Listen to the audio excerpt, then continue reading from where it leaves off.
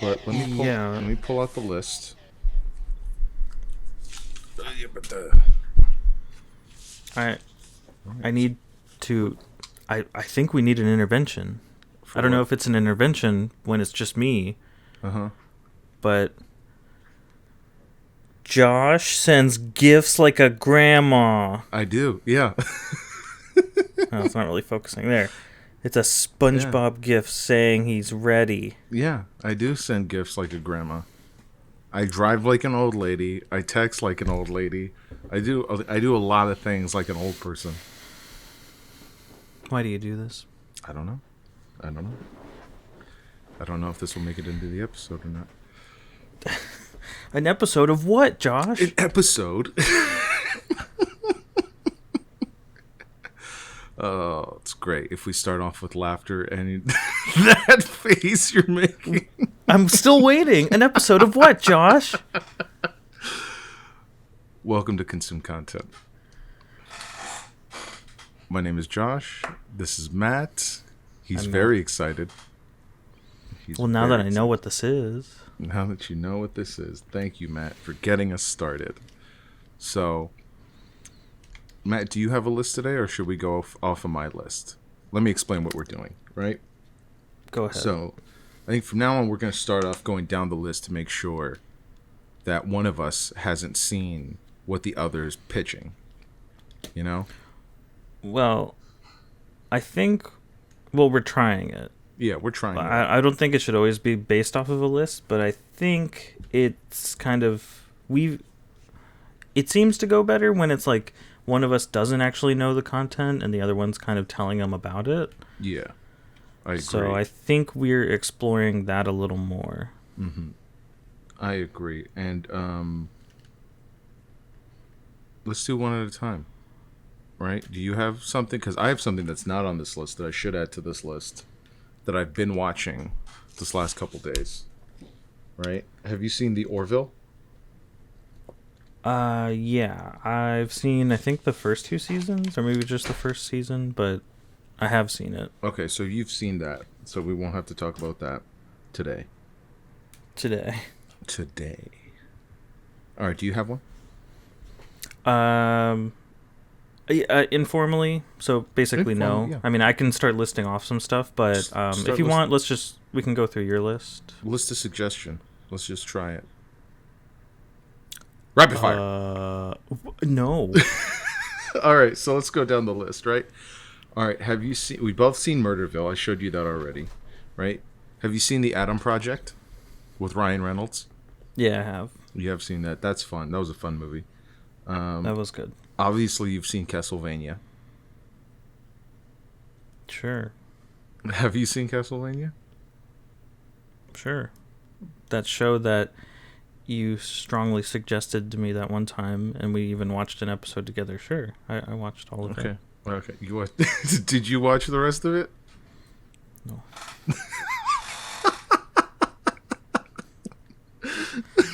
All right, cool. So, do you want to talk about that?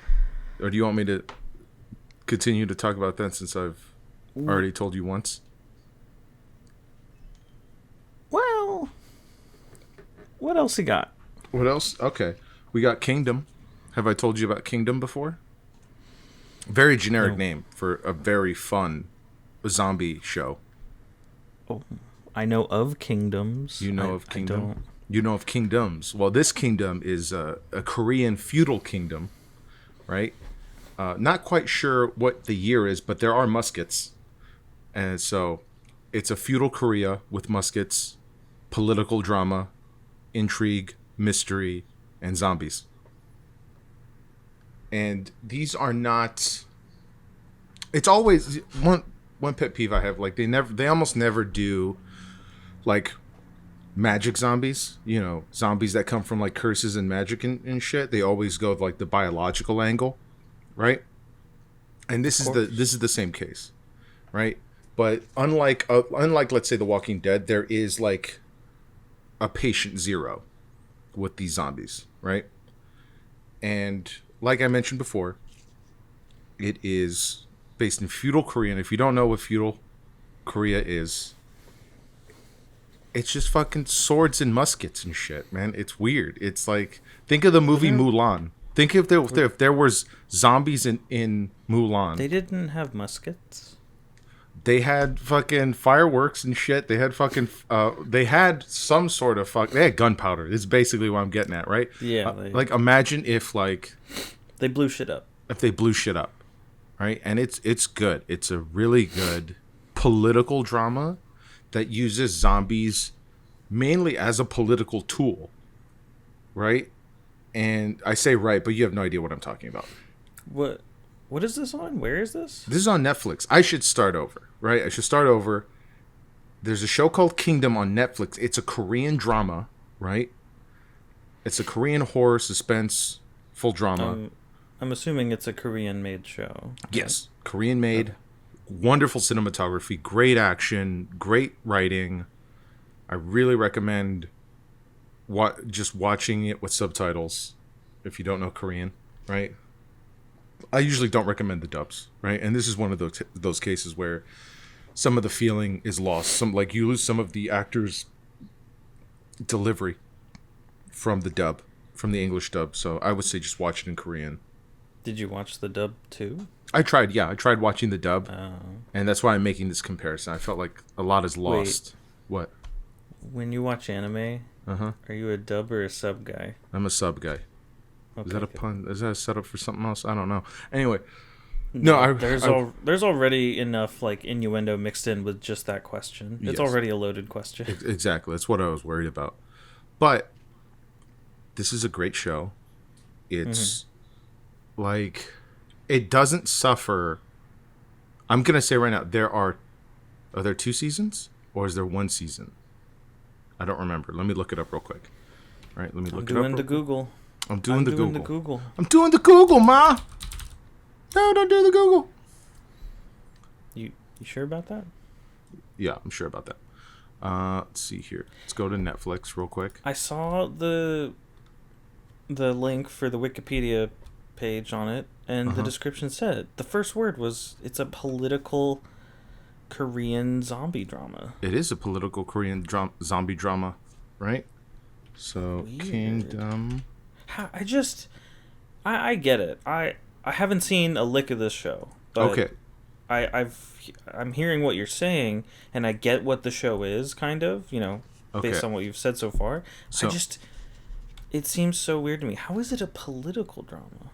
Because it is zombies, but the main story really revolves around this attempted coup, right? Or these multiple attempted coups where multiple factions are fighting over the throne or the future of the throne. And it has your typical, there's the king who's fallen ill.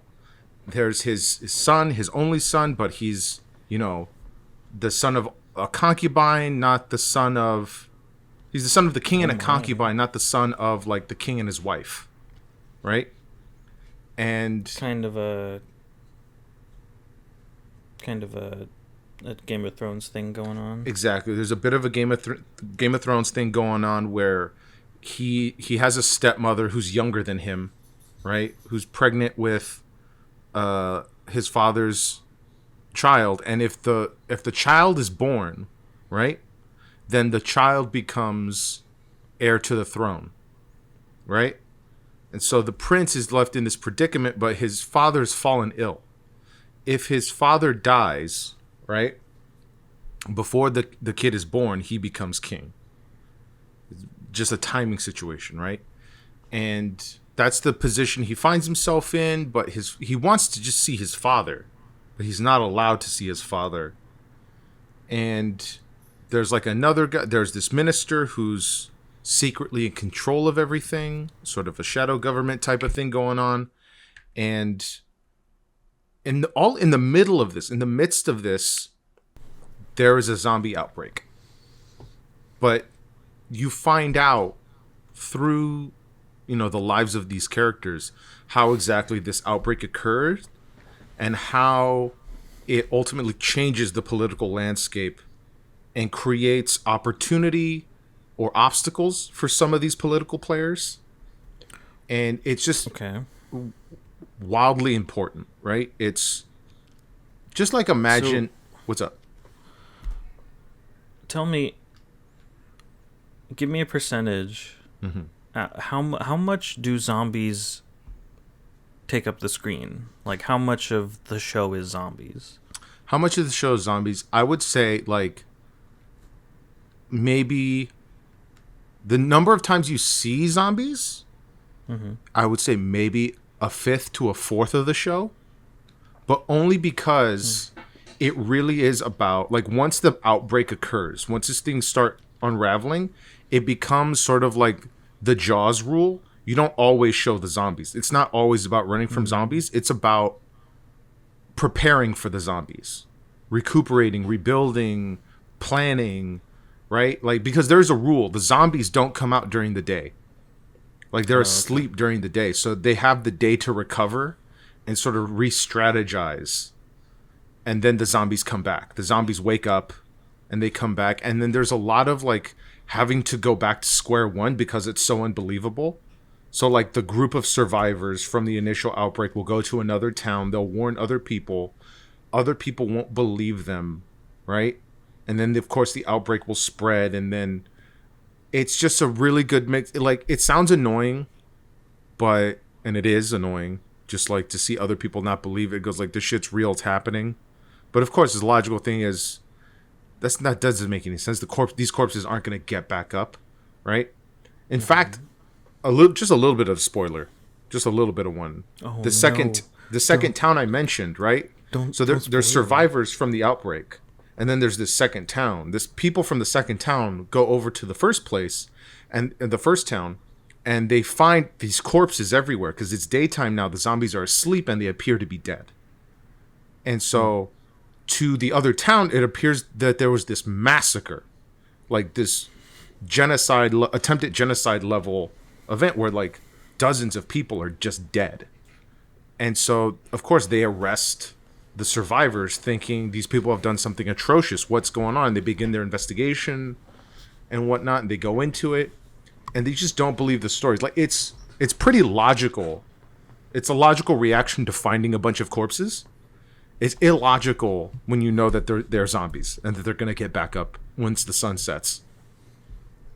And so it is an interesting show. And then all of this is a part of this political drama as well, right? It's both like literal fate of the kingdom is at stake, and the future of the kingdom is also at stake at the same time. Like who will survive this outbreak, who will not. That makes it sound more like Game of Thrones, but there's not that's the vibe I'm getting. It's basically Game of Thrones but with zombies. It's better though. Yeah, if you get to season 8 of whoa. I think there's only in reality there's only one season because there's 2 6-episode seasons. Right? So what they did was they split one season into 2. Yeah, so there's a total of 12 episodes for seasons 1 and 2. And I feel like together season 1 and 2 is one full complete story. Right? And it's a little open-ended, but there's those two seasons, stuttering a little bit. There's those 2 seasons, and then there is a sort of prequel series, sort of slight spin-off that's like a prequel to season 3. It's not that good. It's a prequel to season 3? Yeah, so there's like a sort of season 2.5. It's a special. Sort of, yeah. This one has how many? Oh, it is a TV movie. Yeah, it's a special. Okay. Yeah, so it's a special about essentially like one of the main characters in the next season, right? Because they sort of like did close the book on a lot of the characters in season 1 and 2. And you have watched all this? I've watched all this, but I would say the first 2 seasons are great, just fantastic, in terms of just like characters and writing and acting and cinematography, like editing as well. I usually don't notice editing, like it takes me a little bit to notice editing, but this show is so well put together, right? It's just so well put together in its storytelling. It's wonderful. So, if you had to compare it Mm-hmm. to another show, what is the closest comparison you can come up with? I mean, other than Game of Thrones and The Walking Dead, which I believe this show is superior to both, for like, for what each of those shows does well, this does it better. Like, Game of Thrones is all about political intrigue and political players and subterfuge, and The Walking Okay. Dead is about Yeah. like what are the effects on the common man? Like, how do you get out of this situation? It's about the survival aspect of the story, and this is just better. I think I'm having a hard time thinking of any other shows I can compare it to. We gotta go over this. What are you talking about? You've seen all of Game of Thrones. Yeah, I've seen all of Game of Thrones. Did you read the books? No, I didn't read the books. I'm not comparing it Okay. to the books. I'm comparing it to the show.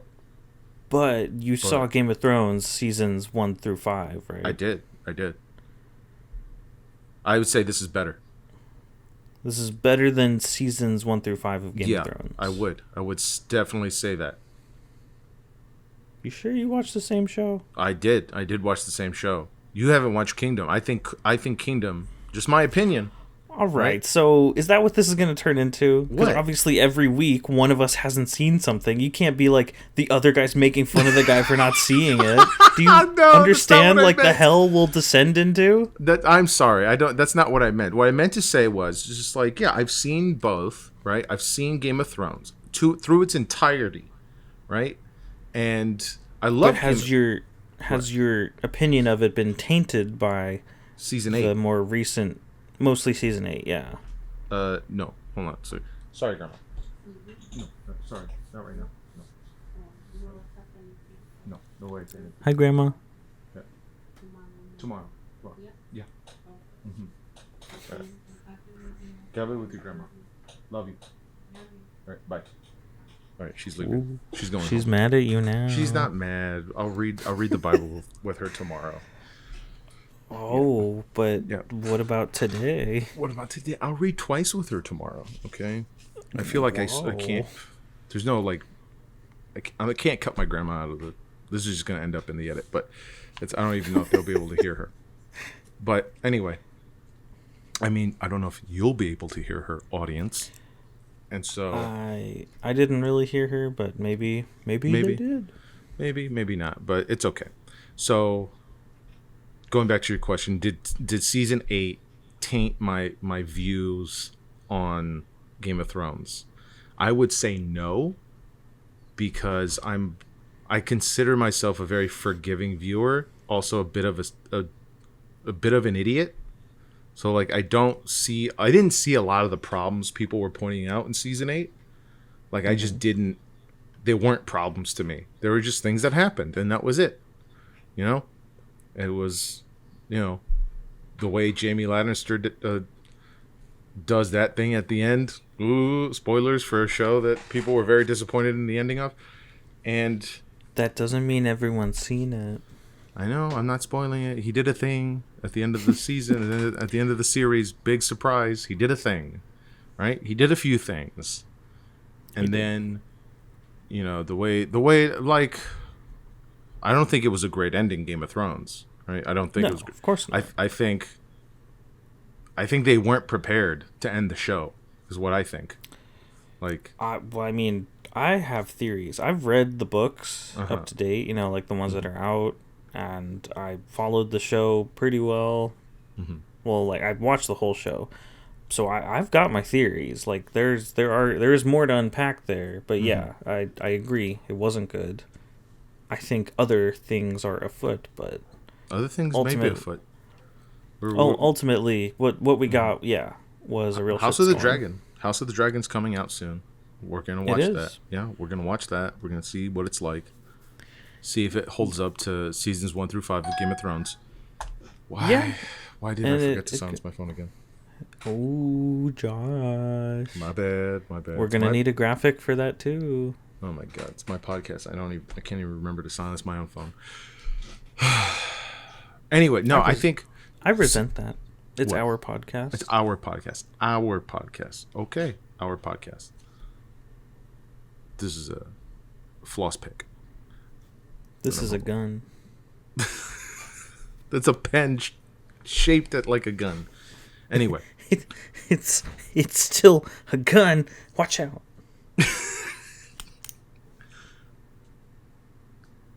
All right. Sorry, no. Honestly, I am extremely intrigued. I feel like I had heard. You know what? What? This stupid show, Kingdom. Uh-huh. It's got the same problem this show has. What? No one's gonna remember that name. No one's gonna remember the name. It's too basic. It's too basic of a name. It's too basic of a name, but it's also like I'm sure like I don't know what the show's called in Korean, right? Like but maybe it is just called Kingdom in Korean. You know, I don't know. It could be. Yeah. Yeah, but it's just I'm assuming it's just the Korean word for kingdom. Yeah, but it's sort of like in terms of like the zombie element of the show. One of the reasons why it's so good, right, is because like you're watching multiple levels of society at once fall apart, and you're watching like human folly, human pride, and other follies get in the way of survival. You know, like certain people are selfish, or they're too kind, or they're too mean. Like just extremes of emotions are what get people killed in this show. You know, is that a moral they're trying to push? Like, I don't think so. Becoming too emotional is bad. No, I don't think so.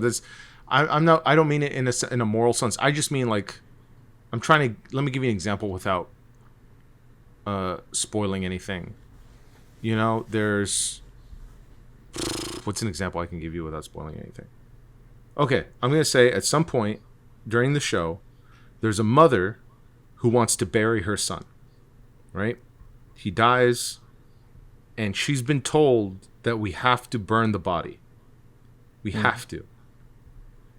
And she doesn't Classic listen. Zombie trope. Yeah, exactly. She doesn't listen. She's a mother who's lost her only son, her only child. She wants to bury him. So she steals the body. She has the body stolen. And because she has it stolen? She has it stolen. She hires a guy? She it's not that complicated. All you know is that she has it stolen, and that you can assume she didn't do it herself. She's a little old lady, right? Oh, okay. And so she stole the body, and because she stole the body, she fucked everything up for a lot of people, right? She fucked everything up because she tried to bury her son. A completely reasonable and rational thing, right? And this is a point at which they don't fully understand the rules to these zombies, you know, in this different zombie universe. Kind of a callback to Walking Dead with that. Exactly, right? But The Walking Dead, they never reveal the rules. Sorry, right? the dogs are defending the house at the moment. No worries. I can't hear them at all. And you can't, but you can't. I think it's showing. It might show up. It's all right. Well, let me know if I'm interrupting you, but I feel like there they go. But one day they're barking at you. It's you, Josh. I figured it out. It's okay. It's okay. It kind of it sounds like this has pretty much everything I would need to be a really good show. Something I would truly enjoy. I love Game of Thrones. I love Walking Dead. Well, I love Walking Dead, you know. Mm-hmm. As much as someone loves Walking Dead. I liked Walking Dead. I loved Walking Dead up until a point. I fell off. But I don't think there's a single human being on the planet who has enjoyed it all the way through, who has watched every moment and loved every single thing. Yeah. I think it's come in waves for everybody. Mm-hmm. And it was a great show. I mean, it's ending now. Mm-hmm. I think they have just a few more episodes. Yeah. And then there's a Rick movie, I think. Yeah. At Comic-Con, I heard about that. I didn't go to any of the Walking Dead stuff, but, it's pretty big there still, so I heard. But, yeah, no, I mean, it was huge. It used to be huge. When it first came out, the first season. Yeah. Number one show on cable for years. Yeah. It dipped down second season, but soon after that came back up, and then it kind of plateaued a bit. Yeah. Had ups and downs, but it was a fantastic show at certain points. Mm-hmm. I agree. I absolutely agree. it sounds very similar to what's going on here. Yeah, there's the zombie element. I mean, but zombies are zombies ever really the point of a movie? Is that really the true conflict? No. I think it's always used as setting, right? Well, not necessarily a setting, right? When used effectively, zombies, I believe, especially in this show Kingdom and in The Walking Dead, zombies are used as a type of character foil or a bounce board. Yeah, they're a narrative device used to get people to change behavior. Used to really, like, they say, the old idiom that, like, you don't know what you're really like until you, like, suffer or go through some sort of conflict. Like, yeah, it's nature. It's a force of nature. It's a not force of nature. A character. It's not the tool of a bad guy. Well, I mean, it can be. But still, the whole point is it becomes an outbreak, and then it's just its own thing. It's just a force of nature you have to fight. Mm-hmm. And what it does is it takes, like, zombies, especially in The Walking Dead, zombies are used to sort of bring people back to non-civilization. Literally, like, zombies are used to remove civilization and bring back this sort of hunter-gatherer lifestyle conflict that we're not accustomed to in the modern world, right? So, like, your entire frame of reference and your entire way of being changes because you have to fight for every meal and every drink of water. And in the society we have now, we've built, these are comforts that are taken for granted every day. And so the conflict is like, what would you do if you had to do this? That's the fun. That's the narrative fun of it, Yeah. And just like the debates. It's a very entertaining way to kind of push a post-apocalyptic or currently apocalyptic story. And it's a really interesting way of, it's really what it is a shortcut, a narrative shortcut in order to getting to what can we really expose about humanity in these very dire circumstances, right? So it's a completely hypothetical, fictional scenario. What would you do? What? Wait, what? It is? It's hypothetical and it's fictional. Zombies aren't real as far as we know. As of this recording, zombies have neither been confirmed nor denied. It's kind of like the dragons thing, right? It's like, how can every ancient civilization on Earth had a form of dragon? They must have been real. Well, everybody talks about dragons. Dinosaurs were real, so there you go. Anyway, that's oversimplification, right? Why are there so many pyramids across the globe? Maybe because, I don't know, triangles are easy, but it's... That's what I was going to say. You just build big and go smaller as you go up. It's easier than a big rectangle. Just go straight up. Whoop. There's it. You build yourself an incline, and there you go. Really quick, it's not another poop burger story. Oh, okay. Yeah. There was... I went to... Where we went to school, we went to Long Beach State. My freshman year, I took Classics 101, I think. And it was a total freshman class, but, it's a Greek class. I forget if it's specifically Greek, but mythology. Greek mythology, basically. But there was this one guy in that class, because you get all kinds in a freshman class. You haven't specialized at all. It's a general ed. Yeah. There's this one guy who just wouldn't shut up. He was... conspiracy theorist in training, he would just go on, and this was his perfect playground to just spin his yarns, his tales.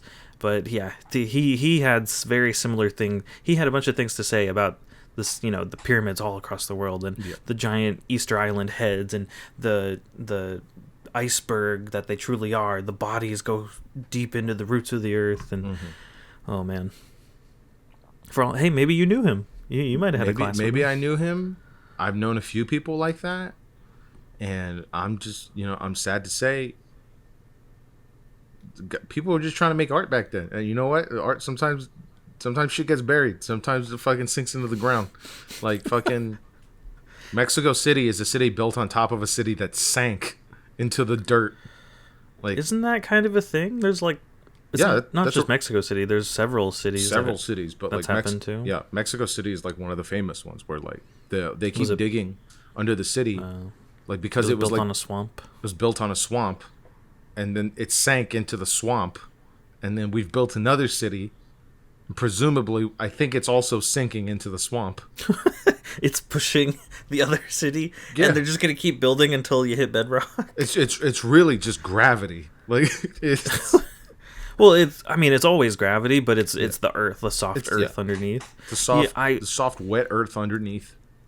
I watched something really recently. I forget what it was, but it might have been a movie. But there was this one line in it where one of the characters goes, "You know what I always thought would be a bigger thing in life? Quicksand. Why Yeah. why does no one ever deal with quicksand? Where's the quicksand? Where's the quicksand? Every kid grows up wary of quicksand around the corner. You know, that soft patch of dirt you're walking through. Yeah. Watch out for quicksand. It's not a thing. Where's the quicksand? Yeah, We were lied to." Yeah, I've heard similar jokes and similar lines where just like I wasn't offered drugs nearly as often as I thought I would be. Like, what's up? What are you pointing at? Behind you. What's Wait, behind I'm me? over here, right? Yeah, You're yeah, over yeah. here. Yeah, I'm over There's there. a cat. Yeah, there's a cat right there. That's Is that Taco. Buddy? No, that's Taco. Wait, So- what cat did we have last time? Probably Buddy. Buddy's around here somewhere. No, well, Buddy was the first one we saw, and then Yeah. I think it was a different one the second time. That right? might have been Thor. Was it Todd? Was it Gray? Thor? Was he a fat gray cat? Yeah, He might have been. Yeah, I think it's so. probably Thor. There's too many fucking cats here, man. There's too many fucking cats. Anyway, You're telling me. getting back to the show, right? So, I would say, in a similar way, where like zombies are used to sort of expose humans' true nature. Ugh. This Well, is very. That's. What's up? Sorry. Can I say, since you're bringing up that point again, when it comes to zombies, their purpose isn't specifically to reveal man's true nature. That's kind of the whole. What I was saying. It's you could consider it a force of nature, just like completely overwhelming, world-shaping forces that a character might have to deal with. Does a similar thing, right? Like that's what they do. They reveal your true nature, kind of thing. It would function the same. Zombies function in the same role as like a plague would, or a tsunami, or typhoon. Yeah, But zombies are more interesting. Like it's got a more unique twist. They can bite you. You can turn into one of them. It's Exactly. horrifying. You can become a part of that horde. It is just more interesting. Like it's inherently more interesting than a tsunami. Like there's some good movies about some good movies about tsunamis and whatnot. I don't watch them because but I hear they're good. I like zombies. What's one? What are they? What are the big tsunami movies? There was one with Tom Holland where he's like really little, and he's like, I think it's the movie where like some white family vacations in Asia or some shit or some they go to some foreign country. Is he part of the white family? Yes. Wait, no, I gotta know. I gotta know. I hope he's part of the white family. No, I gotta know what the movie is. Yeah, it's he was I'm really assuming. little. He was really little. I think it In was the Heart of the Sea. I think so. That might have been it. It's 2015. No, he wouldn't have been that young. No, has to be older than that. be I it. think. At least I hope. But He does look pretty young, at all times. at all times he does. But I will say, just going back to the show Kingdom, like the zombies are a political tool. I will say that there is a villain. There's a villain. It's his fault. Why the zombies are out and about. Actually, now that I think about it, So I could the actually show starts with no zombies at all, right? the show starts with one zombie. Well, show- right, but it's contained. Like It's there contained. not currently an outbreak. Right? Exactly. There's no outbreak. There's only like this political drama going on, right?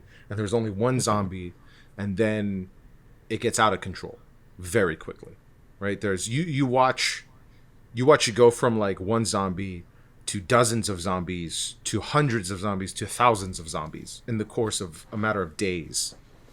And so you watch the whole outbreak happen, right? And you watch the country try to contain it. And again, it's just so good. Like, but now that I realize there is a source of the zombie disease. Well, it's not a disease, and I'm not spoiling anything, but it's not really a disease. It's excuse me. Either zombies can either be sci-fi or fantasy. I guess I'm just now realizing it can be either one, huh? It's technically sci-fi, because it is biological in nature. It is not magical. I mean, should we clarify the distinction between sci-fi and fantasy?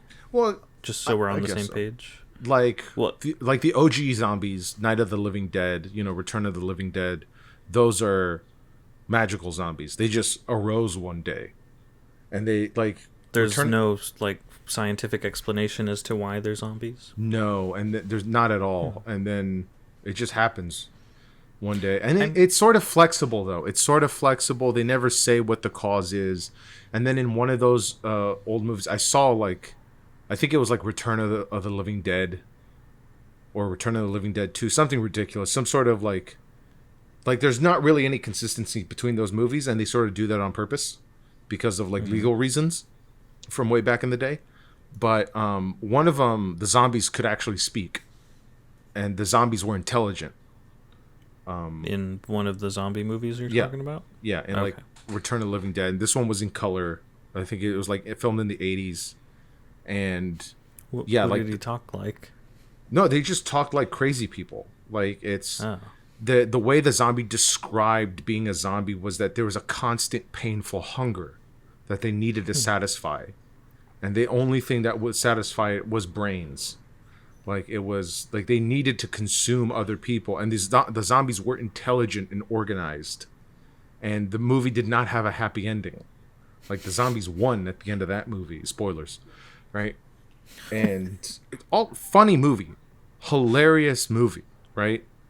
But that's that, right? And then think of Army of Darkness. Those are zombies. Those are the undead skeletons risen by a spell. Technically a zombie, or if you consider what's up. I know what Army of Darkness is because we talked about it last time, I think. But I keep thinking of Army of the Dead. Oh yeah, Army of the Dead. When you say that, that's the new one, right? The Zack Snyder one. I keep thinking that, and movie. I'm yeah, and I keep thinking, why does he keep bringing that movie up? Does he really like that movie? It's an okay movie. It's a pretty okay movie. Yeah, it was okay. I don't know if I would really I don't know if I'd push that movie on this podcast. I don't know if I would. It's debatable.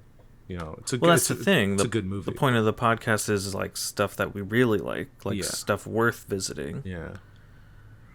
Army of the Dead, I don't think is gonna get an episode. Army of Darkness, I think would, just because I think that's such a fun movie. But anyway, so going back to the Evil Dead franchise, to give an example of supernatural zombies, the supernatural zombies. Those are the Deadites, right? So those are people who are then possessed by evil demons, possessed by evil spirits, and they sort of die in the process, and they can't be saved for the most part. Most of the time, they cannot be saved, and they just become these zombies that are these corpses possessed by spirits. As opposed to The Walking Dead, which is just this mystery disease, this mystery plague that came out of nowhere, Or what's up? Do we not get an origin? For their virus in Walking Dead? No. Remember, in season 1... No, they never do that. As far as I know.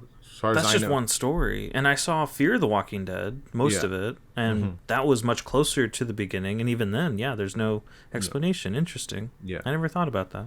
Yeah, World War Z doesn't ever go into, World War Z just treats it like a disease, like a plague.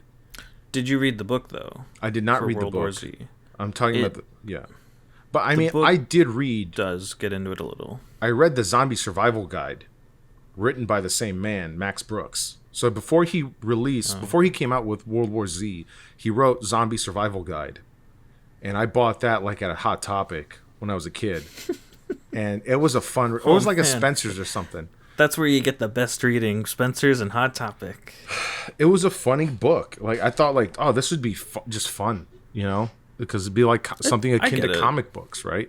But the thing, what I didn't know about Max Brooks son of Mel Brooks, right, was that really? he is a highly educated man who gives lectures at West Point, right?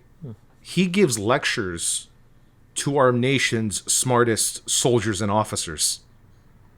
Like, that's what he does as a career, as a real job. And on the side, he was just writing this fun book called the Zombie Survival Guide. Oh, I didn't Right? realize all that.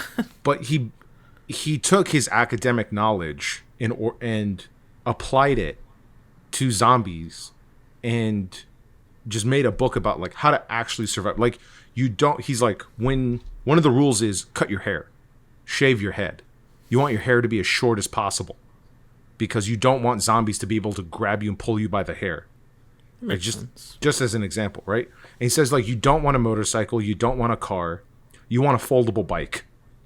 Like, that's what you need. You need a foldable bike to be able to get in and out of places because traffic's going to be packed, right? And he goes, Interesting. another rule is you need to get out of the city immediately. It doesn't matter if you're in a city, right? Any sort of place with a large population. It does not matter how tall the walls are, how thick the walls are. Doesn't matter. Like, if you find yourself like, oh, I'm in a building, there's fences, whatnot, you still need to get the fuck out of there as soon as possible, because it's only a matter of time before they either knock down the fence or climb over the fence or pile over the fence. It's only a matter of time, right? With the movie World War Z, there Yeah. you go. But even those were running zombies, right? He made The running and Tetris zombies. exactly. But in his book, and even in, if I remember correctly, even in Zombie Survival Guide, they were walking zombies. And another thing was that he treated it as if zombies were a thing that always existed in history and in the world. So that they were like, if I remember correctly, there's like diagrams, like ancient evidence of zombies existing and whatnot. Again, it was a fun read, but like he treated everything like as an actual survival scenario, right? To the point where like there's actual, zombie prepping advice that's actually just like actual emergency prepping advice. It's like, make sure you have like a battery and then medical supplies and then food stored away. Like, those are just things you should actually just always have on hand in case of some sort of natural disaster. And It's like an addition onto your already existing survival exactly bug out bag. And then just again, we're just comparing zombies to different franchises, right? And so his was also just like, this is just something that exists. Zombies are just a disease that exists in the world. And that's how he treated it in his fiction. And so basically the Zombie Survival Guide was a story Bible for him to then use to write World War Z later. Because World War Z, from what I understand, is like a collection of accounts of World War Z, of survivors and soldiers and fighters in World War Z. Yeah. Yeah, it was interesting, actually. Well, it's been a while since I read it. Also, I put a picture in this chat. You should look at it real quick. Mm-hmm. But, yeah, it was a bunch of individual stories, not necessarily related, but they were loosely. He was kind of building a story with all of those separate stories. An overarching story. And I was surprised by it. It was really good. Yeah, World War Z is fun. I need to read the books still. I need to read the books. Did you see the picture? I did see the picture. I've seen it before. That? I do remember that. I feel bad for those. Does that imply it's a zombie cat, or is the cat just in on it? I don't know. Are you going to edit this picture in or no? I mean, I opened it, so it got recorded. It got screen capped, so it's already a part of the recording. Well, then, for those of you who don't know, or who can't see it, when World War Z came out, the movie, there's this poster. It's a real poster, except for this circled piece. There's a bunch of zombies piling up towards a flying helicopter, and in the pile of zombies falling off, there's just a cat. There's a silhouette of a cat just. He's just there. It's going after the helicopter. Is he jumping towards the helicopter, or is he falling off? Do you think? I think no, he's jumping towards. He's obviously jumping towards the helicopter. Okay, and he's a zombie Excellent. cat, right? He's It like, must be then. Why else would he? the poster implies that the disease is jump species. That's what it's telling me. You know, not even Army of Darkness did they bring back dead cats, so that's something a little scarier, if you ask me. But I guess I could spoil just a little bit how the zombies work in Kingdom, right? Like I was gonna ask, give me specifics on, because every zombie movie's got its own different zombies. There's fast zombies, slow zombies, smarter zombies, really dumb zombies. Yeah. So these are not brain-eating zombies. These are flesh-eating zombies, right? Would they turn a brain down offered to them? No, but they won't really get there. That's not really the objective. The objective is just biting, really, right? And I think they've torn a few people apart, but it's, that's par for the course when you're trying to, you're a zombie, mangle you people. Gotta tear people up. Exactly. So these are flesh-eating zombies, specifically, not brain-eating zombies. They are running. They run, and they are. All right. They go to sleep during the day. Right. Kind of like I Am Legend kind of stuff. Like I Am Legend, but they're not afraid of sunlight. It's not like a vampire thing. Oh. They're just completely nocturnal. They're just nocturnal. Well, I'm debating how much I should spoil it. Like compulsively nocturnal? They're, in a way, technically they're not nocturnal either. I want to leave this open because it's actually like a dramatic element is sort of them figuring out or them discovering new information about how the zombies operate. So I'm gonna leave it there. These are running zombies who sleep during the day, and they're flesh eating. They're flesh eaters, and as you should be. That's it. Those are sort of the basics you need to know about these zombies. It's not The Walking Dead where they hovel around and they stand there and people have an opportunity to just sort of like shoot them in the head, right? Another thing I should point out is not only are they nocturnal, they hide. So like they'll find places to hide during the day, so they'll have nests. Oh, right. And so that's a critical part because it's actually very difficult for the people to deal with them during the day. Like it sort of becomes a question: do we go out and hunt zombies during the day, or do we fortify? Like, I think that's I might be full of shit there. I don't remember if that's an actual question posed, but that is something to consider with these zombies. Like, are you going to go look for them? Or are you going to hide yourself, prepare for the night, so to speak. Or literally, I should say. Prepare for when they come back. Because they'll hide under everything. As soon as the sun comes up, they'll hide as if they're vampires, like but it hurts them. Gotcha. Yeah. And so interesting. But it doesn't hurt them the same way it would a vampire, where like they burst up in smoke. They just don't like the sun, so they will hide and they will hibernate and literally be dead until the night comes, until the sun sets, and then they'll get back. They'll crawl out from wherever they're hiding, and they'll go start attacking people again, and they'll search out for people. Like these are predatory zombies, as opposed to just like, what's up? From what I can gather, I think I'll for sure watch the show. It sounds really interesting.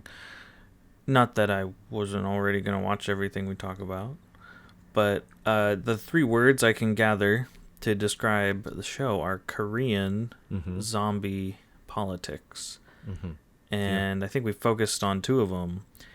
Tell me how you feel about Korean entertainment so far. So Korean where do you stand on? I mean, because it's a big deal now. There's a lot coming out of Korea. I think you have an idea of my thoughts on Korean cinema and movie making. They're fucking killing it, dude. They're knocking it out of the park. They're doing amazing things. Oh, actually, well, since we're now talking about the Korean element, tell me if you saw. I always forget the name. It's another one of those things where you never remember the name. Never remember. Did you see that Netflix zombie drama with the high schoolers?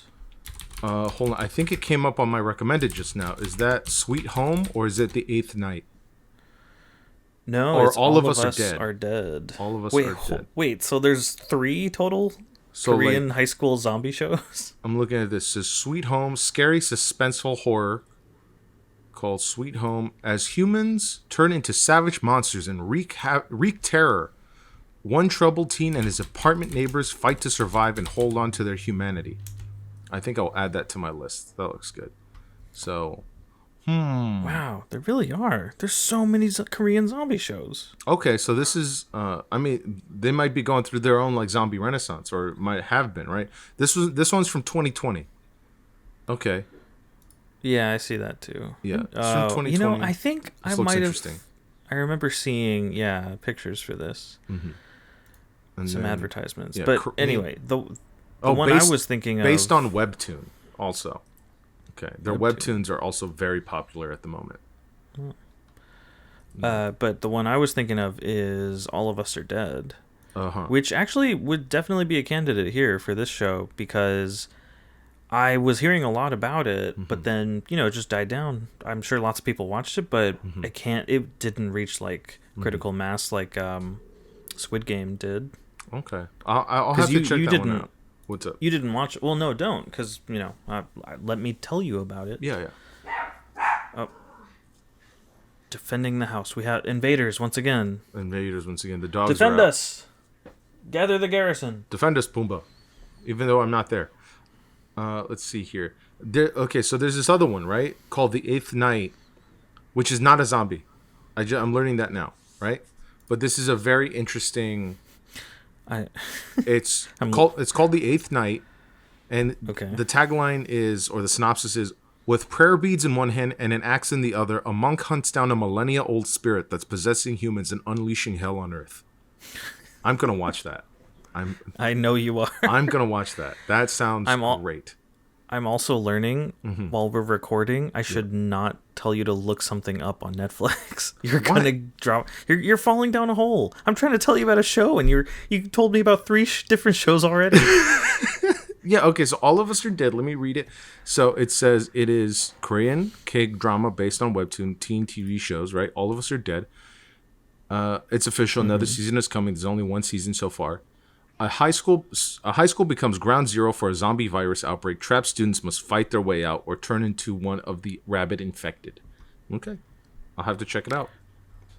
It was again. Don't. I'm gonna tell you about it. Okay, it's a good show for me to tell you about. All right, so you. Well, I don't know. Well, that's the thing. If it is too similar, I don't know. It doesn't matter. It's a whole separate show. It's a whole separate and it's also very good. Yeah. So if it's good enough for you to recommend that we make an episode about it, then I'll hold off on watching it. I need to finish watching the Orville, and so because the third season came out recently, I need to catch up on. I need to finish season 2 and then watch that. Yeah. So can I? What? I need to get this out somewhere. Where? What is the deal with the Orville? I've seen it. I think. For sure, the first season. I think I saw the second one, or at least some of it. Yeah. I don't get what's the deal. What's the big deal? You don't get the big deal? It's Star Trek. It's Star Trek, but better. But it's is it? Okay, so there's so many different flavors of Star. Okay, so let's just call that. I think that's enough of. Let's see here. Oh, we're already at it now. Well, that's just a recording, right? So we had a little preamble, right? But this is part of it. This is part of the episode. This is part of the episode. But let's say we're done talking about Kingdom. I think I sold you on Kingdom. It's great. Yeah, definitely. I can say more about it, but it's just great. Watch it. We're kind of shortchanging the Koreans, but okay. I don't think so. We've gone over. There's 3 other shows I have to watch now. Because no, you keep equating you discovering new shows to good. You did good. Everything is you did right. That's not what you distracted us by ooh, a show I can watch. Ooh, another one. But it's tangentially related. It was what's that category called? Because you watched this, here are these other things you can watch. So I'm gonna watch it, and we will report back, right? So I won't watch All of Us Are Dead. Right, I won't watch that. I'll watch the other 2, and I'll report back. Maybe there'll be an episode on those. Maybe they won't be. Right. All I can hope is that your job and your other shows you're in the middle of, they're gonna keep you so busy you won't ever get to it. But that's probably gonna be not the that case. I don't want you to. That's not probably that I gonna don't be the want case. you to. But we'll get to it. Okay, we'll get to it. But the Orville, moving on to another show called the Orville. Well, I turned it down at the beginning of this episode. Yeah, you turned it down. So I do want to bring it back up. Like, I'm curious, what is the magic to you? What is the big deal? Back in the day, the original Star Trek was groundbreaking for a lot of reasons, right? One of the reasons was sort of like its social commentary was brand new and groundbreaking. You know, one of the first multiracial kisses on television, the commentaries, the allegories for racism, and moving on, the idea of this utopian society of the future that we can one day reach and one day live in, and the idea that we can overcome all of these problems that currently exist in our lives, is a great message. It's a great message for positivity and inclusivity and peace on Earth and peace throughout the galaxy, like all that jazz. It's great. It was groundbreaking at the time. But of course, and I've said this before, and maybe the last episode was that, like, once you do 20 seasons of something, it begins to lose its flavor. It begins to lose sort of what made it special at the beginning, you know? So, like, Star Trek, the original series, was groundbreaking, right? Next Generation, wonderful show. Wonderful show. I think it also had some episodes in there. I don't remember much of it. I should rewatch Next Generation.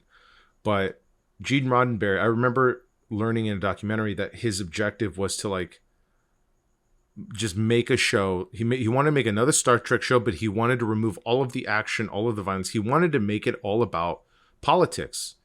He wanted to make all of it just be about solving, people coming together and solving issues and moving on into this utopian age, like more cultures joining the Federation. But, you know, the show got away from him. The ratings responded well to action, right? And, you know, Patrick Stewart was more than glad to take a Tommy gun and shoot up the Borg. You know, he was more than glad to do all that. So it got a little bit away from that, but you can argue over, like, who was right, who was wrong, right? But I don't think anybody's gonna say Next Generation sucked, right? Some people prefer Kirk to Picard, but I don't think anybody's gonna say yeah. That's one of those debates that's always gonna be there. Yeah, but you've already lost in Next Generation. You've already lost a lot of some of the social commentary, right? By Voyager, I think it's still kind of intact from what I remember. I think Deep Space Nine actually did a lot of, like, social commentary, if I remember correctly. If I know, I never watched it, but I heard a lot about how some people just loved Deep Space Nine. Other people hated it. But I think it retained it. Then you talk about Enterprise, which I think came later. Like, I'm just listing off the different series, right? My point is, there's so many things that Star Trek did. They spoke about problems that existed then that now is sort of like par for the course, you know? Like, inclusivity is something that has been fought for and still fought for. So really speaking about that isn't really groundbreaking anymore, you know? And I mean, okay, so yeah, that's one of the great strengths, the beginnings of Star Trek, and it has that to rely on. It's like it came from these really great roots. It had a good message, even if it's gotten lost. It came from that. Why then is a new show that's basically, in my eyes, spoofing Star Trek? Why is that such a big deal? I get it. You can have a good show, even though it's kind of like heavily, not spoofing, I know, but heavily referencing another show. Yeah. And I don't know. I wasn't feeling it. So, and that's fine if you didn't feel it, right? But I really felt it. I really loved it. And the reason why is because so you had Star Trek, as I just explained, be groundbreaking and do all these things, right? But the problem is that it got stuck in the utopian society idea, right? Where they're like, oh, two species that have hated each other for hundreds of years, if not millennia, suddenly can shake hands and then, like, begin this process out of fucking nowhere, right? And sometimes, you know, Star Trek does sometimes point out how, like, difficult that is, difficult to get into that situation.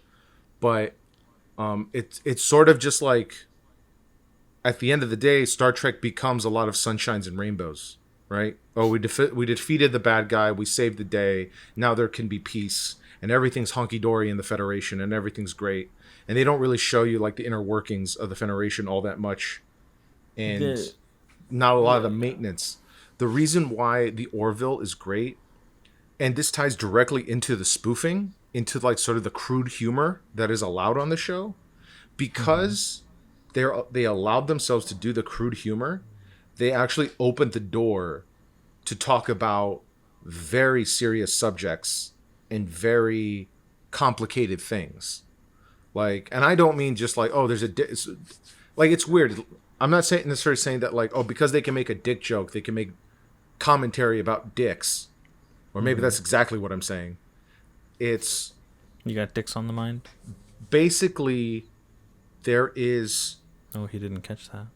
I did catch that. I'm ignoring it. Okay, I'm moving on because you got dicks on the brain. You son of a bitch. Okay. No. What am I supposed to not respond? Yeah. No, I can't hear that. Oh, you can't. I can only hear you responding to it. No, I didn't. Right. Who knows? Probably. Who knows if he'll pick up on my mic or not? All right. Someone asked me to do something. In case anybody heard it, didn't hear it.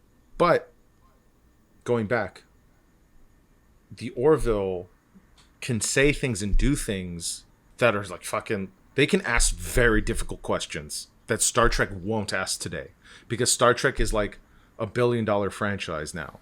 Right? It's a legacy franchise that CBS uses to make oodles of money, and so you won't rock the boat, right? Like, even like they'll have like gay characters and trans characters, or like non-binary characters, especially in Star Trek Discovery, which is great, really, really great, really nice, right? But I haven't watched it, but I've heard it's decent. Star Trek Discovery, really good. I would also recommend it, but they don't really ask difficult questions to the same degree as the Orville can. Because the Orville is like no holds bar, we will make dick jokes sometimes. They ask very difficult questions. Like, I'm trying to decide in my mind what bit of information do I give you that's not too spoilery but also delivers on this. There's a character. Yeah. There's a character who comes from an all-male species, right?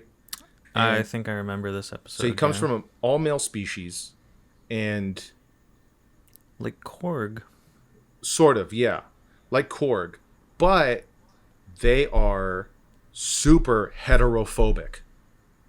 Extremely heterophobic. Where to the point where, because there's interspecies relationships in the show, right? And that's just something that happens. And so if one of these members of this species, which is all male, and I'm if you've watched the Orville, you'll know that I'm gliding over a very important fact about that species as well, that I won't mention here because it's spoilers. But they are a question's posed, or like a problem is posed, where what do you do? Like, this society is fully within the Union, their version of the Federation, right? And yes, there's a cat here. Here's a cat's tail. I'm petting it. Sure, buddy. It's here, right? It's there. It's the same orientation. It's the same orientation. It's there. You don't got to worry about it. Taco. She doesn't care. I'll give you a burrito. She doesn't care. Does she like burritos if there's meat inside? Yeah. But basically, you have this species that's already joined the Union, right? An ally, right? But they are literally going to execute a member of their own species, right? Like someone who's heralded as like a hero, as a genius, as a celebrity. They're ready to execute one of their own people publicly for being straight, for liking a female. And I know that doesn't sound great at first, but like... No, I get what I remember this episode. I have seen that episode. I don't remember really how it plays out or anything, but I remember that. And honestly, you describing it, I believe you're doing a great job describing it. I just get hung up on certain parts of this, like why is this race considered all male? Mm-hmm. Why is obviously that means to like a human standard? Mm-hmm. Why do they even exist as like a gender norm of human male? That makes no Yeah. sense. A species that would exist where there's only one gender, and I'm assuming they procreate asexually, not asexually. So okay, so I'm just gonna have to spoil it. But I'm just gonna have to spoil it for the audience because yeah, go. I for my benefit too. Go yeah, ahead. I'm gonna spoil it. They are not a one gender species. They have females, but Okay, they I do kind women. of remember that. It is a completely misogynistic society. They And do then not. again, It is a completely misogynistic society. Again, like that. That is the problem. That is the problem with like a lot of these characters. They have no way of solving this problem. Like, how do we deal with these cultural norms of this crew member and his people? How do we come to terms with that on this ship when they believe these things and when they the show fully tells you that like there's nothing these characters can do about it. There's nothing to do because then they're interfering with this other culture that clearly has these problems. yeah, But like, how do we help without getting into a war with them? How do we talk about this with them? How do we talk them off this cliff? And it asks those questions, and the truth is there's no answer to those questions, which is the great thing, because if it was Star Trek, either they wouldn't present the problem at all, or they would make up a solution or invent a solution, like a fairy tale. And I'm gonna spoil it, even though I think it's like probably the heaviest thing in the show. whoa, whoa! Don't do that. I mean, it's not the only let heavy thing. What's up? let me kind of give you a little bit more of what I'm feeling. Then that way, Yeah. it's not just you pressured to just give more. Okay. I think I'm still not sold, and it's not any indictment of your description of your being a fan and trying to sell me on it. I just, and because I remember I saw this episode, I saw at least the first season of the show, which I'm assuming isn't like one of those shows where the first season you just have to get through. This first one is considered decent, right? No, Compared to the first other season is three, considered if decent. not one of the best. But I saw that, and it's just, it might be very specific to me. I don't think I really enjoy Seth MacFarlane's humor that much. I think it's I would say too long-winded. Yeah. I think there's just too, it's just a really long draw. There's just, it's not even well thought out to earn like the level to which he draws things out. He laughs. I think he creates, in my opinion, he's creating humor based on the fact that something is just drawn out, not that it's being drawn out for a reason. I would say I would agree with you. And that the best parts of the show are when he's not being funny or when he's not trying to be funny. That one of the problems with the show is that some of these jokes, about half the time, the joke will like get in the way of the drama. So I will 100% give you that, because some of the jokes are distracting, right? Some of them are well timed. Some of them are just like, oh, he snuck that in there, or it's just like really like fit into that moment because it felt natural to be funny there. But a lot of the times, it's, especially in season 1, it's like you didn't need a joke there. You didn't need a joke there. You didn't need this. You didn't need to put that there. And like a lot of the stuff I'm describing to you is not funny. Like, they don't make fun of it. These are like very dramatic situations where like they end on like that. Like these are like, they cut away to commercial at these moments the same way Star Trek did when it had similar moments, where just like cliffhanger moments, like, we just discovered this appalling thing. What do we do? Dun-dun, fade to black. And then come back after commercial break and it's like, what are we going to do? But like, it's I just think it's really good. But you're right. The show, the humor, Seth MacFarlane's humor undercuts the show. It undercuts the dramatic weight of the show, and it can in many times. But sometimes, I'd say season 2 gets better regarding that. But Okay. another reason why, like, the events and this whole thing with this guy's culture, like this comes up a few times, right? Like it's not just one episode about this guy and his culture. It is. It feels like the setup to a bad joke, though. It's not There's a though.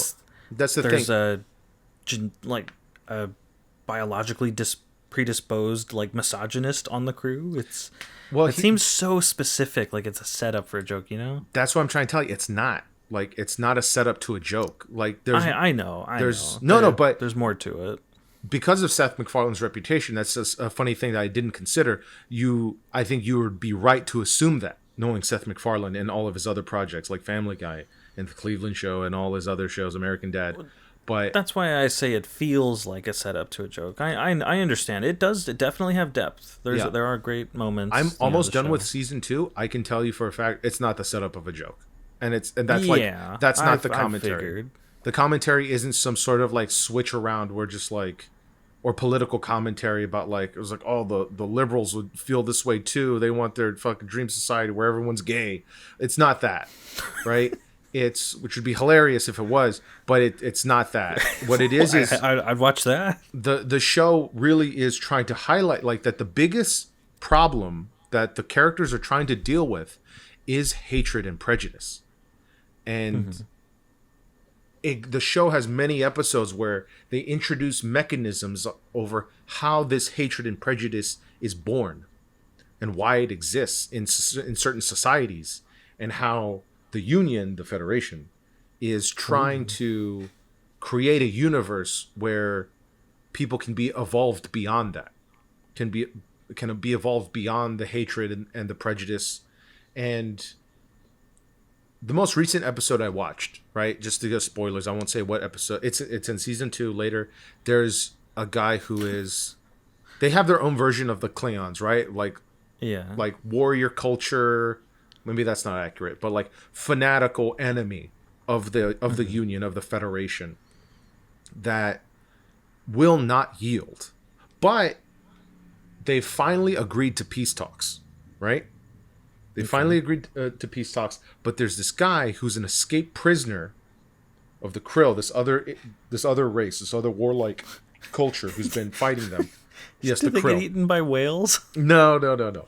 Is the other race some whale approximation? No. They're like lizard people, and so they're lizard people. And it's not a setup to a joke. It's actually like a complex, like the relationship between the Union and the Krill Empire is a social commentary on the West versus the Middle East. And it's not a punchline. It's not a punchline, and difficult discussions are had about this scenario, this war between the two factions, right? But they're finally going to sit down for peace talks. And then you have this human who's escaped captivity, right? And he's essentially bombing Krill ships, right? In an act of vengeance. And again, he believes he's entirely in the right. But because there's these peace accords that are about to happen, now the Union cannot let him go free. They have to give him back to the Krill, because now that there's talks of peace, now he's technically a criminal and a terrorist. And they don't call him a terrorist, but he's bombing ships and killing people.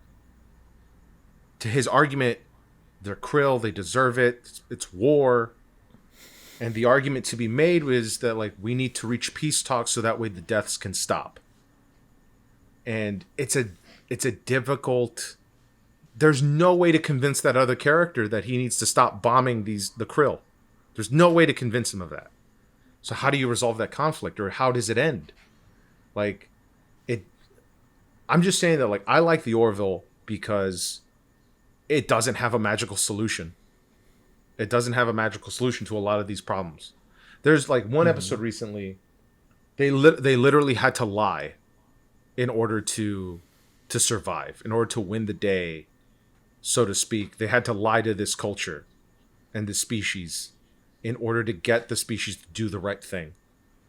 They had to lie and they had to manipulate in order to do it. Like it wasn't necessarily the right thing to do, you know? And I get that. Yeah, there's consequences in this show that last throughout the show, you know. So like the first, yeah, I grant you, the show does build more. There's more to it, much more to it than just cheesy jokes, or not cheesy, but just dumb jokes, dumb humor. There's laughing still at marveling at just cool space stuff. There's more to it. I get there's that. more to, but it does have all those things. It has corny jokes. It has marveling at the space stuff. I will say, it had like there'll be like parts of episodes where like the crew's just like, wow, look at that. Like there's an episode where they're watching a planet be destroyed by a red dwarf. And they're an exploratory ship. They're there to collect scientific data, right? And so they're just watching it happen. And they're like in 20 minutes, the atmosphere is about to be sucked up by the sun. And it's like they show the whole thing, and it's visually interesting. And the show does a lot. The show has a lot of layers to it. And they have a lot of episodes that are just about, you know, crew members and personal problems and trying to get over.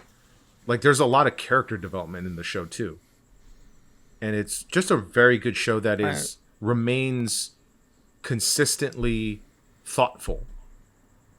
And I think you brought up an excellent point with, like, you're expecting all of this to be a setup to a joke. I think that is a very healthy and reasonable expectation for a Seth MacFarlane property. It's healthy? Like, I think so, because based on his reputation, he does jokes, right? He makes crass and crude jokes for a living. That's how he became rich and famous, right? And that dude is so rich. He is so rich. He's so rich. He's so famous.